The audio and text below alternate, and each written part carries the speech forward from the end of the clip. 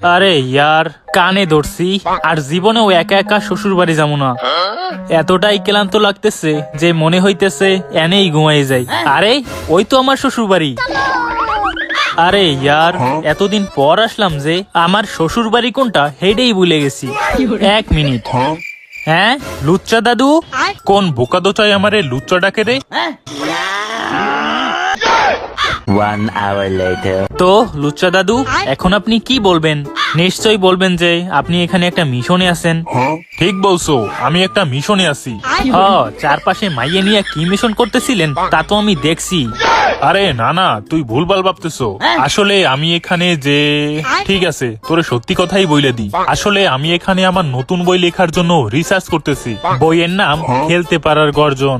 ওইদিকে আপনার জন্য ওয়েট করতে করতে আমার ট্রেনিং তাল গাছে উঠে গেছে, আর আপনি এখানে মিশন না করিয়া খেলাধুলার বই লিখতেছেন। আরে আমি এখানে মিশনও করতেছি আর বইও লিখতেছি। আর এটা কোনো যে সে খেলার বই নয়। কি খেলার বই? ওইটা তোর সোনাটে দাদির কাছে জিজ্ঞাস। এখন আমার ট্রেনিং কবে শুরু করবেন সেটা বলেন।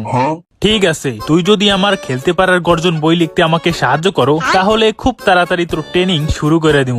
সত্যি? 2 hours later. ওহ, লিখতে লিখতে আমার কাঁধ ব্যথা হয়ে গেছে।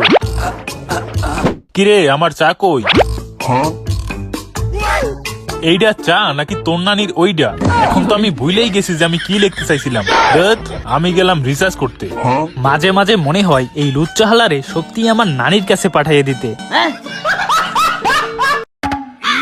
বেচারা লুচ্চা দাদু রিসার্চ করে বই লিখতে লিখতে ঘুমাইয়া পড়ছে। কি এখন পর্যন্ত এক লাইনও লেখে নাই? আইডিয়া। The next day. আরে লুচ্চা দাদু, সকাল হয়ে গেছে, তাড়াতাড়ি ওঠেন। বলেন কি? এখন চলেন ট্রেনিং করা যাক। কোন ট্রেনিং এর কথা কইতেছস?